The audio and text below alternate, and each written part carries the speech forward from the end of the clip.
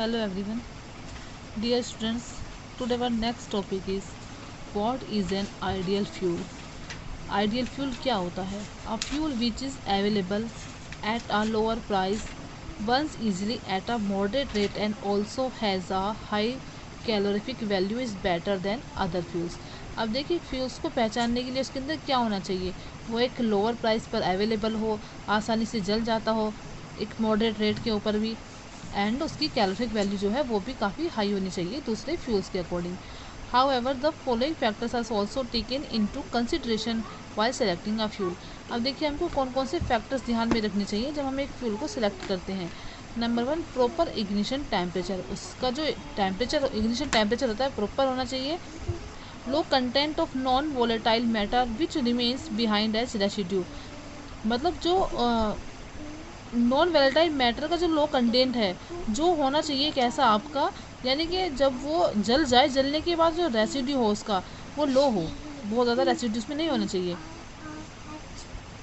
Absence of poisonous products on कम्ब्यूशन.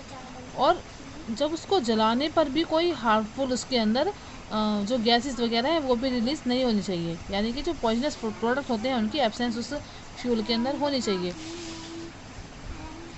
अबिंडेंस and easy available, जो मतलब अच्छी बड़ी मात्रा में और आसानी से उपलब्ध हो जाए वो.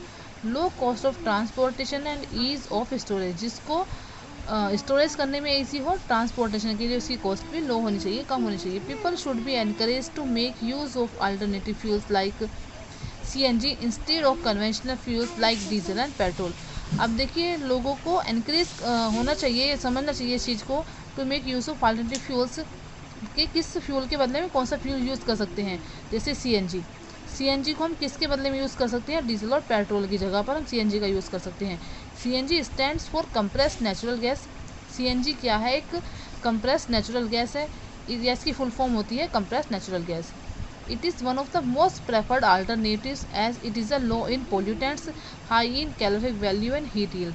अब देखिए CNG में सारे ही गुण पाए जाते हैं कि ये एक तो रेट में कम होती है, लो प्राइस का होता है, पोल्यूशन भी कम करती है, ठीक है, और प्रेफर्ड ऑल्टरनेटिव्स उसके बदले में इसका यूज़ भी कर सकते हैं. कैलोरिफिक वैल्यू इसकी बहुत हाई होती है और हीट भी अच्छा देती है. Infobit the sun is the most enormous and direct source of energy. यहाँ पर कुछ इन्फॉर्मेशन दी गई है इसमें. Sun is the most enormous and direct source of energy. Sun क्या है, एक एनर्जी का बहुत बड़ा सोर्स है. Where does this enormous energy that the sun radiates come from. अब देखिए ये इनॉर्मस एनर्जी कहाँ से आती है. The source of this energy was not known until 1939 when a German physicist Hans Bethe proposed that the sun contains hydrogen atoms in its core. देखिए पहले इसके बारे में नहीं जानते थे, लेकिन जो जर्मन का फिजिसिस्ट था उसने इसके बारे में खोज की और उसने बताया कि सन के अंदर हाइड्रोजन एटम्स जो होते हैं उसके कोर में पाए जाते हैं, which move at high speeds, जो हाई स्पीड पे मूव होते हैं. This atoms join to form atoms of the heavier element.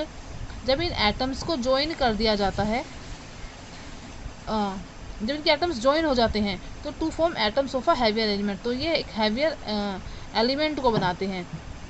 A large amount of energy is liberated in the process, और इसमें बहुत बड़ी अमाउंट में एनर्जी लिबरेट होती है. Such a reaction is known as nuclear fusion. इस reaction को nuclear fusion बोला जाता है, ठीक है. और इसके बारे में जर्मन का फिजिसिस्ट था जिसने जानकारी प्राप्त की और फिर उसके बारे में बताया. Combustion. An important property of a useful fuel is that its energy can be stored and can be released only when needed. Fuels release energy through a chemical reaction known as combustion. Combustion क्या होता है, कंब्यूशन को दहन कहते हैं. कोई भी एक यूजफुल फ्यूल जिसका हम यूज़ करते हैं उसके अंदर एक इंपॉर्टेंट प्रॉपर्टी क्या होनी चाहिए, is that its energy can be stored. उसकी एनर्जी को स्टोर कर सकते हैं, and can be release only when it, और उसको हम कब रिलीज़ कर सकते हैं, जब हमें उसकी ज़रूरत हो हम उसको तभी रिलीज़ कर सकते हैं. Fuel release energy. जो फ्यूल अपनी एनर्जी को रिलीज़ करता है थ्रू अ केमिकल रिएक्शन, एक केमिकल रिएक्शन के थ्रू रिलीज़ करता है जिसको कंब्यूशन कहते हैं, दहन कहते हैं.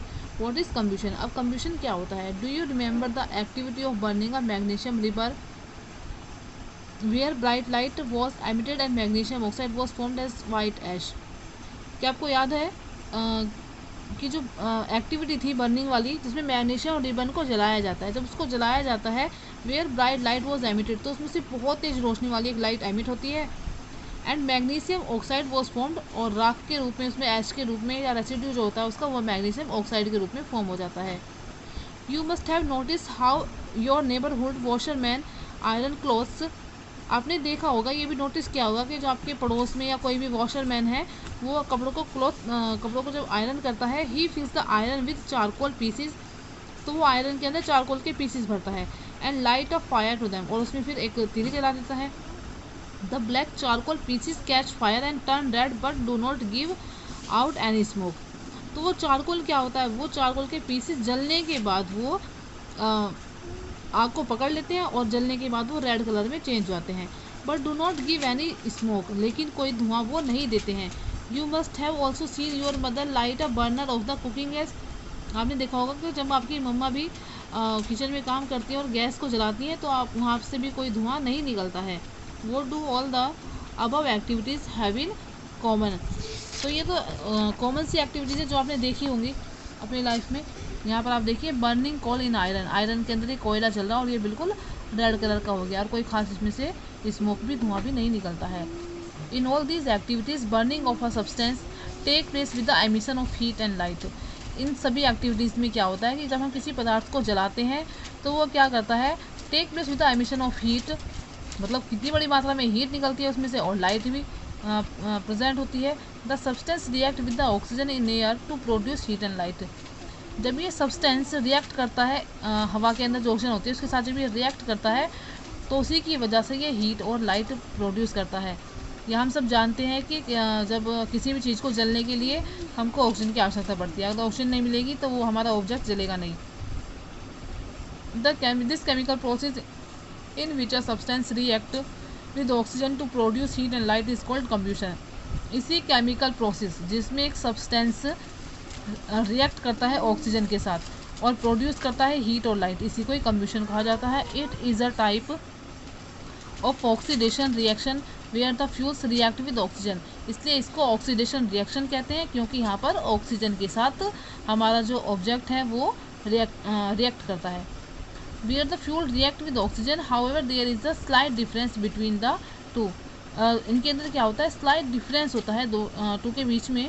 इन combustion organic compound are completely burned, अब देखिए कम्ब्यूशन में क्या होता है, जो ऑर्गेनिक कंपाउंड होते हैं वो completely burn and produce carbon dioxide and water, जो कंपाउंड्स होते हैं आपके ऑर्गेनिक कंपाउंड जो कम्प्लीटली बर्न हो जाते हैं, पूरी तरह से जल जाते हैं, प्रोड्यूस करते हैं कार्बन डाइऑक्साइड को और वाटर को। The process needs oxygen to be present, तो इस प्रोसेस को किसकी जरूरत पड़ती है, ऑक्सीजन की आवश्यकता पड़ती है। However in oxidation oxygen is added to the compound and oxides are produced, इस में क्या होता है, इस रिएक्शन में ऑक्सीडेशन का मतलब क्या है, oxygen is added to the compound, oxygen जो उस कंपाउंड में एडिड होती है, एंड ऑक्साइड आर प्रोड्यूस्ड, और उसकी वजह से आपका ऑक्साइड प्रोड्यूस हो जाता है। In combustion heat and light are produced, combustion में हीट और लाइट दोनों चीज़ें प्रोड्यूस होती हैं, but this is not the same with oxidation, लेकिन ऑक्सीडेशन के साथ ये सेम नहीं होता है। All combustion reactions are oxidising reaction but all oxidising reaction are not combustion reaction, देखिए सभी कम्ब्यूशन रिएक्शन को हम ऑक्सीडाइजेशन रिएक्शन कह सकते हैं, या कह सकते हैं कि सभी जो कम्ब्यूशन रिएक्शन होती है वो ऑक्सीडाइजेशन रिएक्शन हैं, लेकिन ऑल ऑक्सीडाइजिंग रिएक्शन जो है वो आपकी कम्ब्यूशन रिएक्शन नहीं होती है। ओके।